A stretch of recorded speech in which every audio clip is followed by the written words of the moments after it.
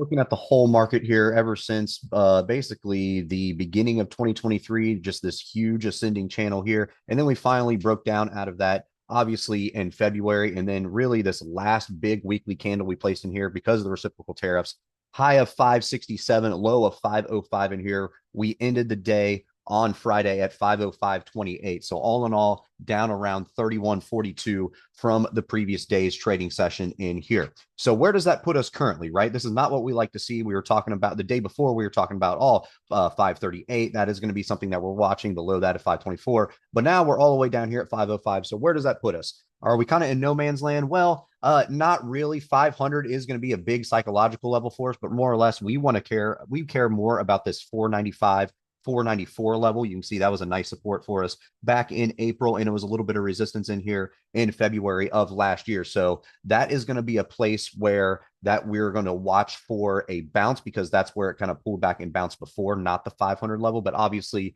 500 is going to be a psychological level for us, and that's where all your action is going to be on your calls and puts, that $500 area. Now, if we are below this 495, there's really nothing until you get down here to this 200 SMA or this 460 area. So really the at 200 SMA is at 466. 460 is where we have our trend line here, just because that was a big support for us back in July of 2024. And it was also a little bit of support in there in December as well for a couple weeks. So really that whole area, that $6 channel, 460 to 466, that's going to be an area that we're going to watch for a bounce if we do continue this trend of just pulling back, and pulling back. Not sure how much worse it can get. It's oversold in here extremely on the weekly chart, and you have huge volume obviously coming in. That's what you kind of expect when you get that huge that huge pullback of more than just 60 points in about 3 days or so. On the daily chart, you can see two huge gap downs in here. So obviously when we're working our way back up, the 525, 524 area,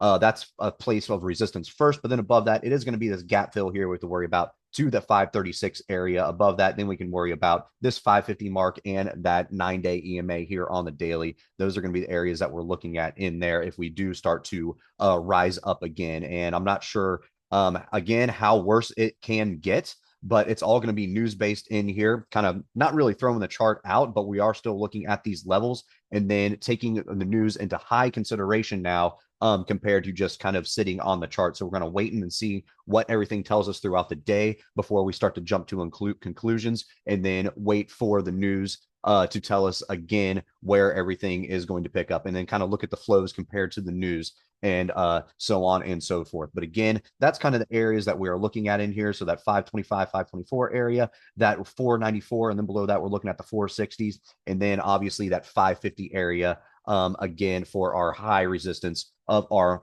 max jump that we could get in here this week, which I do not think is going to happen, but you have an expected move in here right around $40 by the end of the week. So obviously it could happen, and it's still technically on at the table, but I don't think we're going to jump that high, but who knows what could happen in here.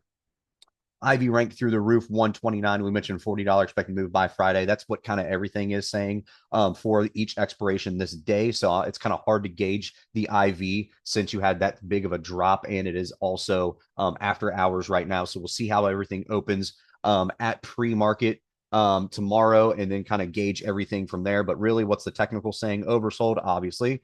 High volume, obviously, big gap down in here. And then we're looking at the 495, 494 area. And then we're looking at this 524 area in here as our support and resistance. That is going to be what we're looking for this week.